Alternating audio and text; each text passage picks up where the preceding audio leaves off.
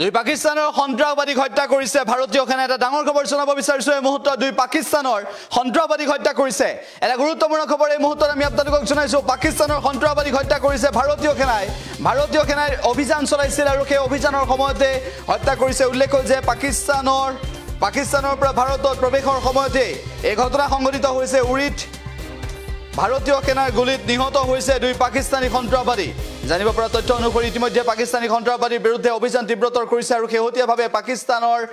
সন্ত্ৰাসবাদীৰ বিৰুদ্ধে জোৰদাৰ অভিযান চলাইছিল জম্মু কাশ্মীৰ সেনা আৰক্ষীয়ে ইতিমধ্যে তৎপৰতা অৱলম্বন কৰিছিল জম্মু কাশ্মীৰত সেনা আৰক্ষীয়ে তৎপৰতা অৱলম্বন কৰিছিল আৰু শেহতীয়া যি খবৰ আহি পৰিছে উৰি দুই সন্ত্ৰাসবাদীক হত্যা কৰিছে দুই পাকিস্তানৰ সন্ত্ৰাসবাদীক হত্যা কৰিছে উল্লেখ যে এলঅচিৰ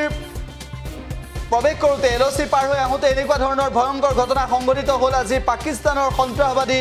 ভাৰতীয় সেনাই গুলিৰে থকা খৰকা কৰি দিলে আৰু পাকিস্তানৰ সন্ত্ৰাসবাদীয়ে দীৰ্ঘদিন ধৰি ভাৰতীয়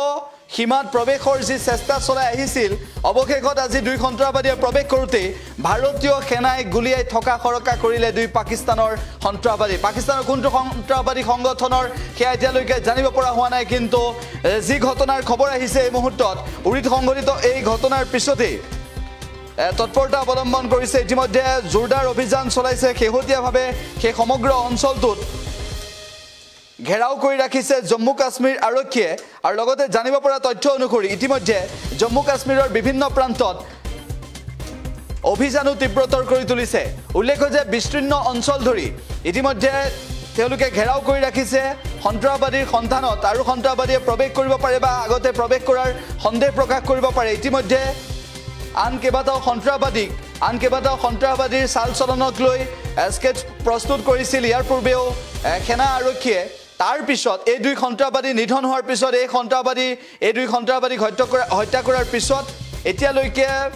যি তথ্য আহি পৰিছে সেই তথ্য অনুসৰি জম্মু কাশ্মীৰৰ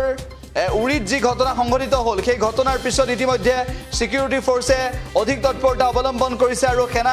সেনা জোৱানে অধিক তৎপৰতা অৱলম্বন কৰিছে উল্লেখ যে এই ঘটনা সংঘটিত হোৱাৰ পিছত শনিবাৰে দিনৰ ভাগতে এই ঘটনা সংঘটিত হোৱাৰ পিছত এতিয়াও চেপা উত্তেজনা বিৰাজ কৰিছে জম্মু কাশ্মীৰত উৰি সেক্টৰত আজি যিটো ঘটনা সংঘটিত হ'ল দুই সন্ত্ৰাসবাদীক হত্যা কৰিলে ইতিমধ্যে উৰিৰ গোহালান অঞ্চলত তৎপৰতা অৱলম্বন কৰিছে আৰু এই সমগ্ৰ অঞ্চলটো ঘেৰি ৰাখিছে বুলি জানিব পৰা গৈছে এই মুহূৰ্তলৈকে যি তথ্য আহি পৰিছে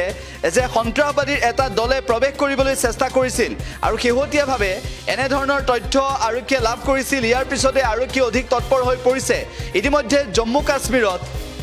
কাশ্মীৰত বিগত সময়ছোৱাত কেনেদৰে সন্ত্ৰাসবাদীৰ প্ৰৱেশৰ ঘটনা সংঘটিত হৈ আহিছে এইবোৰ ঘটনাক লৈ ইতিমধ্যে শেহতীয়াভাৱে আৰু কিছু তথ্য লাভ কৰিছিল উল্লেখ যে ইয়াৰ পূৰ্বে ৰিয়াসী জিলাত যি ঘটনা সংঘটিত হৈছিল জম্মু কাশ্মীৰৰ ৰিয়াসীত যি ঘটনা সংঘটিত হৈছিল 33 গৰাকীকৈ